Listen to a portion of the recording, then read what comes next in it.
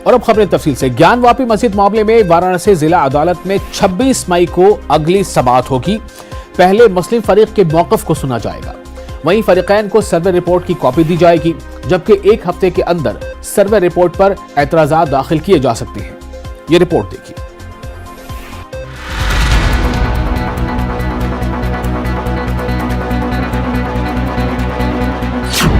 ज्ञानवापी मस्जिद का मामला वाराणसी जिला अदालत में 26 मई को अगली समाअत। 1 हफ्ते के अंदर सर्वे रिपोर्ट पर एतराजात किए जा सकते हैं दाखिल।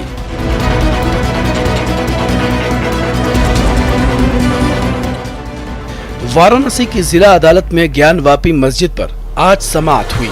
आज की समाअत में जिला जज अजय कुमार विश्वेश ने दोनों फरीकों को सुनने के बाद अगली तारीख दे दी है। अब 26 मई को वाराणसी की जिला अदालत में अगली समाअत होगी। अदालत ने दोनों फरीकों से कहा कि वो कमीशन की रिपोर्ट पर एतराजात दायर करके 1 हफ्ते में रिपोर्ट पेश करें। हिंदू फरीक ने बताया, ज्ञानवापी मस्जिद के खिलाफ मुकदमा को मुस्तरद करने के बारे में ऑर्डर 7/11 CPC के तहत मुस्लिम फरीक की दरखास्त पर 26 मई को समाअत होगी।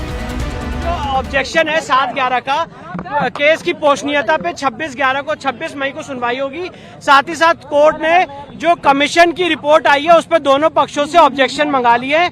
और जहां तक हमारे लोगों का एक एप्लीकेशन था कि वीडियोग्राफी फोटोग्राफी प्रोवाइड की जाए, वो भी कोर्ट वीडियोग्राफी फोटोग्राफी की कॉपियां दोनों पक्षों को प्रोवाइड करेगा। कानून का मसला है, कानून जैसे होता है वो कानून का कंप्लायंस होगा। अगला डेट कब पड़ा है? 26 तारीख। माननीय न्यायालय ने कहा है कि 1 सप्ताह के अंदर सभी पक्ष चाहें तो आपत्ति जो है अपना जो है कोर्ट के सामने रख सकते हैं। जो कमीशन रिपोर्ट आई है उस पर आपत्ति दे सकते हैं। तो ये दोनों चीजें हुई है। 26 से हमारी सुनवाई 7/11 पे शुरू होगा। ये माननीय न्यायालय ने निर्णय दे दिया है। क्या है? निसंदेह माननीय सुप्रीम कोर्ट ने जैसा डायरेक्शन किया और हमने तैयारी कर रखी है, इसके लिए तो हम आसान्वित हैं और अवश्य ही इसमें हम भी वाज़ेह हो कि सेशन कोर्ट से तबादले के बाद पीर को पहली बार वाराणसी की जिला अदालत में समाअत हुई। सुप्रीम कोर्ट ने जिला अदालत को 8 हफ्तों में समाअत मुकम्मल करने का हुक्म दिया है। रिपोर्ट के मुताबिक पीर को समाअत के दौरान दोनों फरीकैन के वकला समेत 23 अफराद कमरे अदालत में मौजूद थे। पीर को समाअत के दौरान जज ने तमाम फरीकैन की दरखास्त की मालूमात ली थी। Bureau report, news 18 Urdu. तो ज्ञानवापी के बाद और अब बात करते हैं कुतुब मीनार की। कुतुब मीनार के अहाते में इबादत के हक के मामले पर साकित कोर्ट में समाअत मुकम्मल हो गई है। अदालत ने फैसला 9 जून तक महफूज रख लिया है। साथ ही अदालत ने 1 हफ्ते में फरीकैन को तहरीरी जवाब देने का हुक्म दिया है। ये रिपोर्ट देखिए।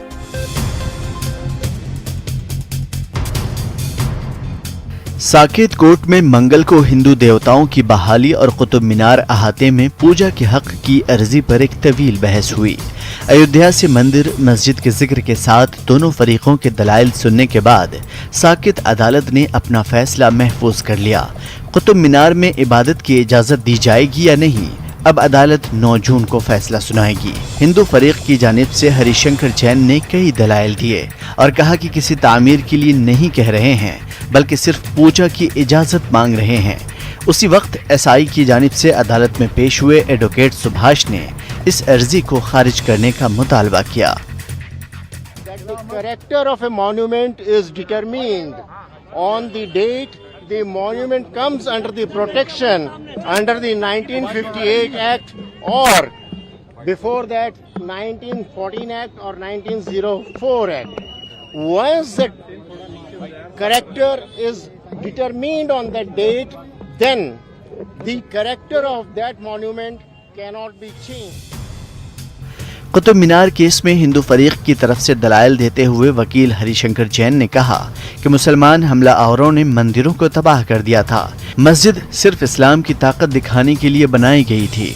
मुस्लिम कम्युनिटी के लोग कभी कुतुब मीनार पर नमाज नहीं पढ़ते। उन्होंने अदालत को बताया कि हमारे पास इसके सबूत हैं कि कुतुब मीनार 27 मंदिरों को गिराकर बनाया गया है। हरिशंकर जैन की दलाइल सुनने के बाद अदालत ने उनका जवाब भी तलब किया। अदालत ने उनसे पूछा कि आप किस कानूनी इख्तियार के तहत कुतुब मीनार कॉम्प्लेक्स में पूजा का मुतालबा कर रहे हैं। जवाब में जैन ने मोनूमेंट एक्ट का हवाला दिया। उन्होंने कहा कि वो किसी किस्म की तामीर का मुतालबा नहीं कर रहे हैं, बस इबादत करने की इजाज़त चाहते हैं। हरिशंकर जैन ने अदालत में 800 साल कदीम तारीख का हवाला देते हुए ये भी कहा कि यहाँ की क़ुव्वतुल इस्लाम मस्जिद में 800 साल से ज़्यादा वक्त से नमाज नहीं पढ़ी गई।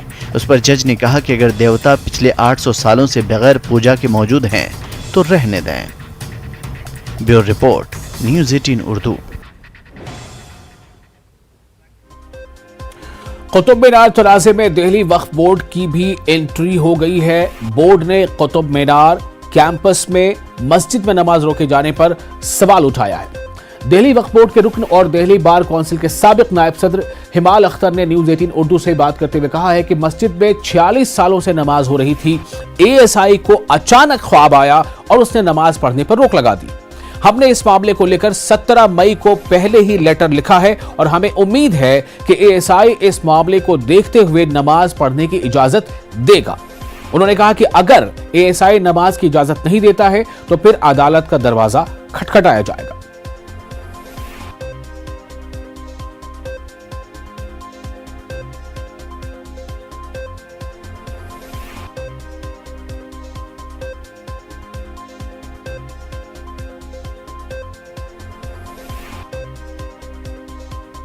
कुतुब मीनार विवाद में एक नया मोड़ आ गया है, क्योंकि दिल्ली वक्फ बोर्ड के जरिए से ये कहा जा रहा है कि कुतुब मीनार में जो मस्जिद थी उसमें होने वाली नमाज को बंद कर दिया गया है, वो गैर कानूनी है। हमारे साथ हैं वक्फ बोर्ड के मेंबर हिमाल अख्तर साहब, वो बार काउंसिल के उपाध्यक्ष भी रहे हैं। सर, कैसे आप लोग कह रहे हैं कि तमाम विवाद फैला हुआ है, सुनवाई भी इस मामले को लेकर हो रही थी, तो आप लोग का क्या पक्ष है? वैसे देखिए, इसमें पक्ष की कोई बात ही नहीं है। वहाँ मस्जिद है और पिछले 46 साल से बिना किसी डिस्टर्बेंस के, बिना किसी अपोजिशन के वहाँ नमाज हो रही थी। वहाँ आज की डेट में शेर मोहम्मद इमाम है हमारे, इससे पहले इनके फादर हुआ करते थे। हम उनको सैलरी देते थे, नमाज होती थी, पूरी दुनिया इस बात की गवाह है। All of a sudden ASI को अचानक सपना आया 46 ईयर के बाद में, उन्होंने नमाज बंद कर दी, जो कि गैर कानूनी है। हमने एएसआई को चिट्ठी लिखी है 17 मई को, हमने पुलिस को लिखा है और आई होप के गुड सेंस विल प्रिवेल और उन्हें समझ आएगी और वो हमें इजाज़त देंगे, और नहीं आती है तो फिर हम कोर्ट का रास्ता इख्तियार करेंगे, जो एक शहरी को हक हासिल है। जिस तरीके से आज कुतुब मीनार मामले में जिस तरह की सुनवाई होती रही, उसमें ऐसा ही लगातार ये कहता रहा कि मोनूमेंट्स में नमाज हम नहीं अलाउ करते हैं, और इसी बुनियाद पर वो मुखालफत करता रहा जो हिंदू संगठन वहाँ पर कह रहे थे कि हमको पूजा का अधिकार मिलना चाहिए। देखिए, किसको इजाज़त देनी है, किसको इजाज़त नहीं देनी है, ये जो दायरा है ये एएसआई का है। हमारी नमाज होती थी, मस्जिद है, हमें नमाज पढ़ने की इजाज़त चाहिए, हमने चिट्ठी लिखी है, तो हमें सिर्फ इस बात से कंसर्न है। और किसको इजाज़त देनी है, किसको नहीं देनी है, ये एएसआई का मामला है, उसमें दखलंदाजी मैं नहीं करूँगा। आप कह रहे हैं कि आप लोगों ने 17 मई को ही चिट्ठी लिखी है, तो चिट्ठी में आप लोगों ने किस तरह की दलीलें दी हैं, तमाम चीज़ें बातें कही हैं जिसकी बुनियाद पर आप कह सकते हैं कि नहीं, इसमें जो है हमारा हक बनता है? हमारे लिए यही दलील काफ़ी है कि वहाँ मस्जिद है और वक्फ बोर्ड के अंडर में आती है और पिछले 46 साल से चल रही थी, बिना किसी रीज़न के बंद नहीं कर सकते। ये गैर कानूनी है, ये नेचुरल जस्टिस भी नहीं है, एक मौका नहीं दिया गया, बात नहीं सुनी गई, हमारा पक्ष रखने की बात नहीं कही गई, तो गैर कानूनी तो है। या हमें उम्मीद है कि हमारे हक में फैसला होगा, और नहीं करेंगे तो अल्टीमेट फिर हर शहरी के लिए कोर्ट खुला हुआ है, हम भी कोर्ट जाएंगे। आप सीधे तौर पर कह रहे हैं कि आप लोग इस मामले में कोर्ट में याचिका दाखिल करने वाले हैं? मुझे उम्मीद है कि एएसआई अपनी चीज़ पर गौर करेगी, और नहीं गौर किया तो सबके लिए जो रास्ता है वो हमारे लिए भी रास्ता है। कैमरामैन मुनमुन सिंह के साथ खुर्रम शहजाद, न्यूज़ 18 दिल्ली। कुतुब मीनार तनाज़े को लेकर बीएसपी के रुकन पार्लियामेंट कुंवर दानिश अली ने कहा है कि कुछ लोगों के पास काम नहीं है और इसलिए महंगाई, बेरोजगारी जैसे असल मुद्दों से ध्यान भटकाने के लिए इस तरह की चीजें की जा रही हैं। दानिश अली ने कहा कि इस तरह के मामलों के लिए 1991 का वर्शिप ऑफ प्लेसेस एक्ट यानी प्लेसेस ऑफ वर्शिप एक्ट पहले से ही मौजूद है। उन्होंने कहा कि सैकड़ों हजारों मंदिर, मस्जिद, मजहबी मकामात ऐसे हैं जो प्रोटेक्टेड मॉन्यूमेंट्स हैं। अब सरकार को यह तय करना है कि उन्हें पंडोरा बॉक्स खोलना है या नहीं। कुतुब मीनार को लेकर विवाद जो है जारी है और आज इस मामले में हालांकि कोर्ट में भी सुनवाई हुई है, लेकिन सियासी बयानबाजी ज़रूर हो रही है। हमारे साथ मौजूद हैं कुंवर दानिश अली साहब। सर, हम देखें तो इस पूरे मामले को लगातार उठाया जा रहा, पहले ज्ञानवापी, अब कुतुब मीनार। देखिए, ये जिन लोगों को कोई काम नहीं बचा है इस देश में, और क्योंकि महंगाई आसमान छू रही है, बेरोजगारी आसमान छू रही है, और किसान जो है वो परेशान है, तो इसलिए ध्यान हटाने के लिए, महंगाई से ध्यान हटाने के लिए ये इस टाइप के कुछ लोग हैं जो टीवी डिबेट्स को, जो इस देश में नैरेटिव को चेंज करना चाहते हैं, जिससे कि लोग रोजगार की, अपनी जो उसकी रोज की समस्याएं हैं उस पर चर्चा ना करें। ऑलरेडी सेटल्ड है 1991 का जो worship, places of worship amendment act है, उसमें साफ दिया है। प्लस सुप्रीम कोर्ट ने जब बाबरी मस्जिद राम जन्मभूमि का फैसला किया, उसमें उसका बाकायदे उल्लेख किया, मेंशन किया, तो कहीं कुछ बचा नहीं। लेकिन यह है कि चलो कुछ लोगों को धंधा मिला हुआ, इसी पे हिंदू मुस्लिम डिबेट कराए जाओ। कई लोग ये कह रहे हैं कि हम वो मोन्यूमेंट नहीं मांग रहे, हम तो खाली पूजा का अधिकार मांग रहे हैं। देखिए, अब क्या है कि अगर एएसआई के, आपने कुतुब मीनार का जिक्र किया, अगर एएसआई के ऐसे हजारों लाखों मॉन्यूमेंट्स हैं कि जहां पर नमाज नहीं होती, या कुछ ऐसे मंदिर भी हैं जहां पर पूजा नहीं होती, तो अब ये तो सरकार को कॉल लेना है कि पंडोरा बॉक्स खोलना है नहीं खोलना। गवर्नमेंट ऑफ इंडिया के अंदर है एएसआई, उसका क्या एफिडेविट होगा कोर्ट में, वो डिसाइड करेगा। तो कैमरामैन मुनमुन सिंह के साथ खुर्रम शहजाद, न्यूज़ 18 दिल्ली। और एमआईएम सदर असदुद्दीन ओवैसी ने असम की वजीर आला हेमंता बिस्वा शर्मा के मदरसे पर दिए गए मुतनाज़ा बयान पर सख्त रद्द अमल का इजहार किया है। उन्होंने कहा है कि मदारिस की वजह से ही भारत को मजीद खूबसूरत बनाया गया है। दरअसल इन लोगों को मुसलमानों से और इस्लाम से नफरत है।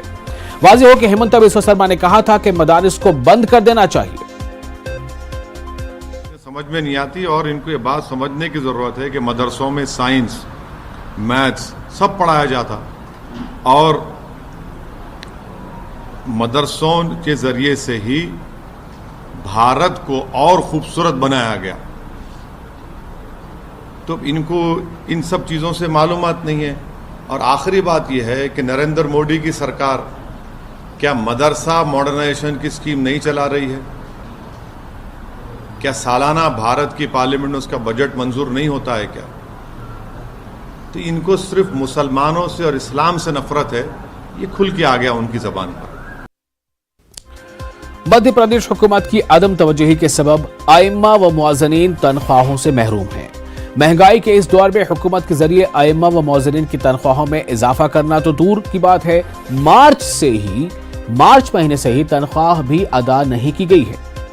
यह रिपोर्ट देखिए।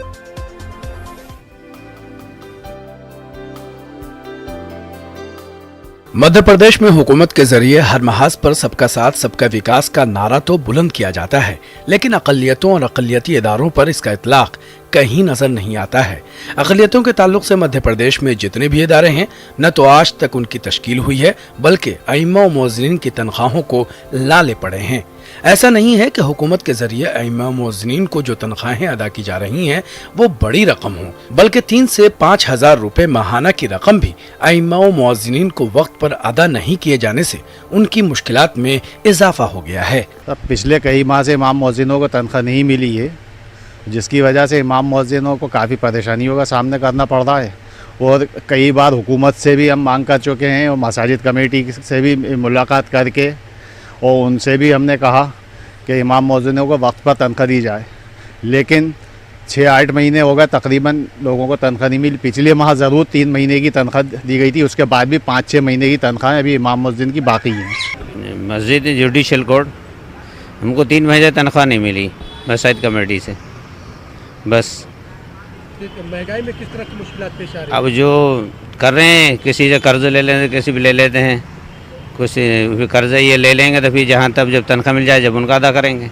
वहीं अइम्मा मुअज्जिनीन की तनख्वाहों को लेकर न्यूज 18 उर्दू ने जब मसाजिद कमेटी के इंचार्ज सेक्रेटरी यासिर अरफात से बात की तो उन्होंने भी तस्लीम किया कि मार्च से अइम्मा व मुअज्जिन को तनख्वाहें जारी नहीं हुई हैं। मसाजिद कमेटी के जिम्मेदार का कहना है कि इस ताल्लुक से बजट बनाकर महकमा अक़लियती फलाह बहबूद को भेजा जा चुका है और जैसे ही ग्रांट जारी होगी अइम्मा व मुअज्जिनीन को तनख्वाहें जारी कर दी जाएंगी। देखिए, हमारा जो प्रपोजल है ग्रांट के लिए वो शासन को भेज दिया गया है, उस पर कार्रवाई चल रही है। जल्द से जल्द इंशाल्लाह जैसी ग्रांट रिलीज़ होती है इमाम मुअज्जिन हजरात की तनख्वाह रिलीज़ कर दी जाएगी। ये कब से रुकी हुई है?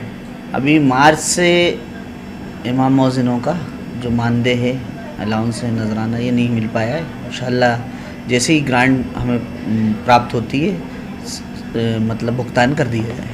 अइम्मा मुअज्जिनीन की तनख्वाहों को लेकर हर चंद माह बाद पेश आने वाली मुश्किलात को देखते हुए मुस्लिम समाज तंजीमों ने मध्य प्रदेश के वजीर बराए अक़लियती फलाह बहबूद राम खिलावन पटेल से मुलाकात करने का फैसला किया है ताकि अइम्मा मुअज्जिनीन के मसाइल का हतमी हल निकाला जा सके। न्यूज 18 उर्दू के लिए भोपाल से महताब आलम की रिपोर्ट। 2 साल बाद आज़मीन हज हिंदुस्तान से सऊदी अरब जा रहे हैं।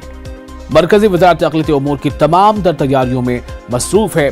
खास बात यह है कि इस बार तकरीबन 2000 ख़वातीन बगैर महरम के हज करने जा रही हैं। ये रिपोर्ट देखिए।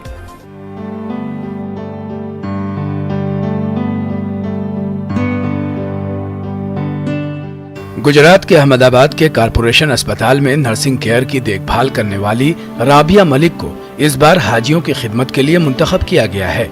वो पहली बार सऊदी अरब जा रही हैं। राबिया उन 49 खुशनसीब ख्वातीन में से एक हैं जो तरबियत ले रही हैं। दिल्ली समेत ये तमाम ख्वातीन जल्द सऊदी अरब रवाना होंगी और बिलखुसूस ख्वातीन की मदद करेंगी और रहनुमाई करेंगी। राबिया का कहना है कि वो बहुत खुश हैं। खिदमत का मौका मिला है। ऐसे खुदा के घर में तो किसको जाने मिलता है, नसीब वालों को जाने मिलता है। खुदा का शुक्र है कि मेरा इसमें सिलेक्शन हुआ है और अभी हमारी सब वेरिफिकेशन हो गया है डॉक्यूमेंट्री का।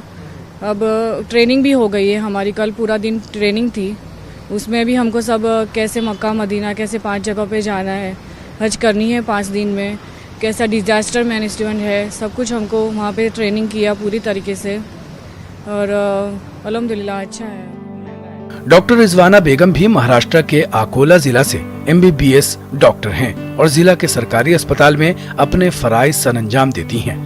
डॉक्टर रिजवाना बेगम को लेकर दिल्ली खुद उनके शौहर अमजद खान आए हैं। डॉक्टर रिजवाना बताती हैं कि पूरा खानदान बहुत खुश है। हमें बड़ी सआदत का मौका है ये। हमारे लिए हमारी जिम्मेदारी ये है कि ज़्यादा से ज़्यादा जो वहाँ पर हाजी आएंगे उनके लिए जो भी मेडिकल हेल्प लगती है हम हमारी तरफ से पूरी कोशिश करें कि उनके लिए जो है सारी परेशानियाँ वगैरह का हल निकाल सके और उनका ट्रीटमेंट कर सकें। और मेरे घर में तो ऑफ कोर्स बहुत ज़्यादा खुशी का माहौल था। इंशाल्लाह आगे सारे प्रोसीजर अच्छे से हो जाए, बस यही दुआ है। गुज़िश्ता 2 साल से हिंदुस्तान से लोग हज पर नहीं जा सके। इस साल 80,000 लोग अरब जा रहे हैं, जिनमें 2000 ख्वातीन भी बगैर महरम के हज पर जा रही हैं। तमाम लोगों में से तकरीबन 50% ख्वातीन हैं। यही वजह है कि वजारत ने हाजियों की खिदमत पर जाने वाले लोगों में ख्वातीन की नुमाइंदगी का खास ख्याल रखा है। न्यूज 18 उर्दू के लिए दिल्ली से खुर्रम शहजाद की रिपोर्ट।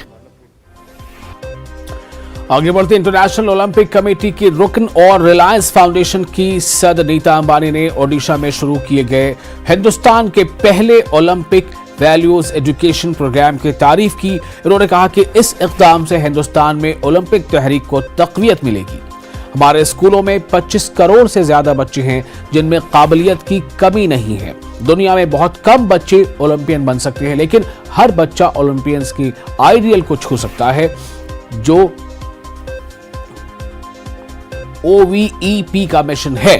बता दें कि हिंदुस्तान में खेलों की सतह को बुलंद करने के लिए इंटरनेशनल ओलंपिक कमेटी ने हिंदुस्तान में पहला ओलंपिक वैल्यू एजुकेशन प्रोग्राम यानी OVEP शुरू किया है। इसकी शुरुआत ओडिशा से हुई है।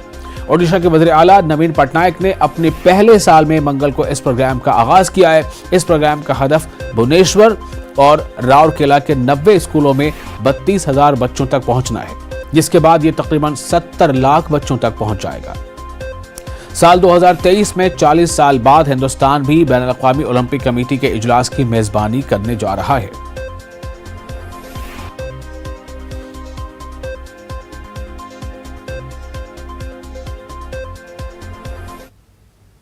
Only a small number of children in the world may become Olympians, but every child can be touched by the power of the Olympic movement.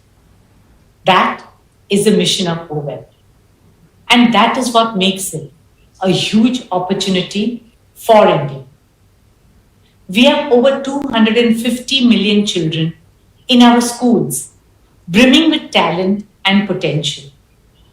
They are the champions of tomorrow, the future of our nation. Karnataka की यादगिरी में महकमे तालीमात और अजीम Prem ji foundation के ज़रिए तमाम सरकारी और added स्कूलों के साइंस टीचरों के लिए एक वर्कशॉप का इनेकाद अमल में आया। 21वीं सदी में साइंस की तदरीस और तालीम के उन्वान से मुनक़िदा वर्कशॉप में अमेरिका के माहिर तालीम और मिशिगन यूनिवर्सिटी के एसोसिएट प्रोफेसर डॉक्टर काजी सिराज अजहर ने मेहमान खुसूसी की हैसियत से शिरकत की। इस मौके पर डॉक्टर काजी अजहर ने कहा कि जदीद दौर के लिहाज से तालीम के मयार को बढ़ाने के लिए स्कूलों में पढ़ने और पढ़ाने के सिस्टम में तब्दीली लानी जरूरी है।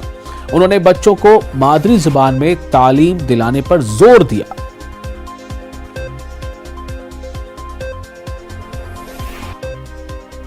मॉडर्न मेथडोलॉजी जो है, जो जदीद तरीक़ा तदरीस है और किस तरीके से बच्चे सीखते हैं और हमको किस तरह से सिखाना है और साइंस हमको क्या कहती है इस ताल्लुक़ से, कैसे मदद करती है साइंस, खुसूसन न्यूरो साइंस जो हमारी जहन साजी बच्चों की होना है वो किस तरह होना चाहिए।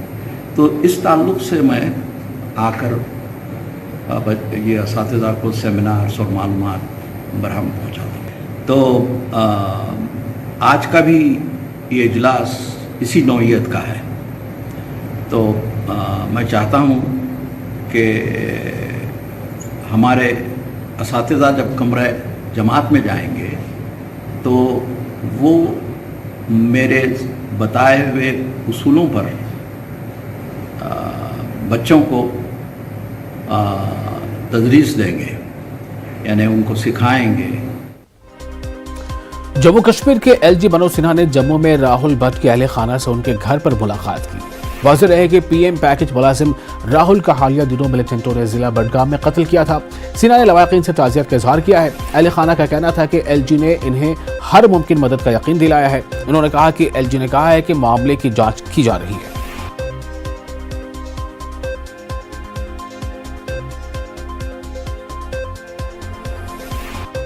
उन्होंने बोला कि आपकी ग्रेड में चेंज हो जाएगी, वो हमारा पहले आपको ही देखना है और बेटी को देखना है। मैंने बोला उसको कंपलसेशन के लिए आपने 5 लाख रुपए दिए, उसमें तो आज आपको भी पता है कितनी महंगाई है, कुछ चल नहीं पाएगा और मेरे को इनके बूढ़े माँ बाप भी हैं, मैं क्या कहाँ तक पहुँचूँगी।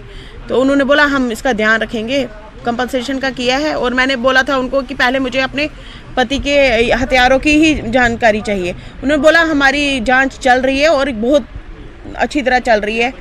अब देखते हैं क्या, आश्वासन तो दे के गए हैं, अब क्या कहाँ तक जांच चल रही है वो अभी उन्होंने बताया नहीं है। सर उन्होंने बोला कि हर किस्म का हमारी तरफ से जितनी मदद हो सकती है हम करेंगे, वही उन्होंने बोल दिया बार बार। और ख़ासकर इंक्वायरी के बारे में बोल दिया, जो जांच का मसला था, सबसे बड़ा मसला हमारा वही था कि जांच होनी चाहिए। उन्होंने बोला जांच हतमी पोर्शन में पहुँच गई है, तो उसके लिए हम देखते हैं, अभी हम कुछ मतलब ऑफिशियली नहीं बोल सकते हैं। तुर्की के इस्तांबुल में खातून आलमी बॉक्सिंग चैंपियनशिप जीतकर मुल्क का नाम रोशन करने वाली हैदराबाद के निखत जरीन समेत तमाम मुक्केबाजों को दिल्ली के इंदिरा गांधी इंडोर स्टेडियम में एजाज से नवाजा गया। इंडियन बॉक्सिंग फेडरेशन के अफसरों के साथ साथ वजीर खेल अनुराग ठाकुर प्रोग्राम में पहुंचे और खिलाड़ियों को मुबारकबाद देते हुए हौसला बढ़ाया। इस मौके पर न्यूज 18 से एक्सक्लूसिव बात करते हुए निखत जरीन ने कहा कि उनका अगला हदफ ओलंपिक में गोल्ड जीतना है।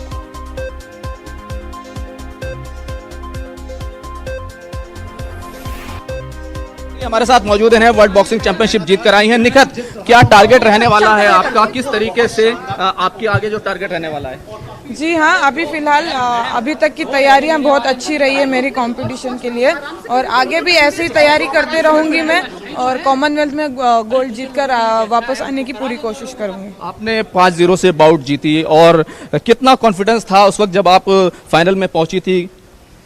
कॉन्फिडेंस तो था, but at the same time मेरा पहला मेजर कंपटीशन रहा है इतने साल बाद, तो थोड़ा बहुत नर्वसनेस भी थी, बट ये था कि रिंग में एक बार मैं चढ़ गई तो बस मुड़ के नहीं देखना है, बस अपना 100% देना है। जीत का श्रेय किसको देंगी, क्योंकि पूरे भारत से आपको देखा जा रहा है?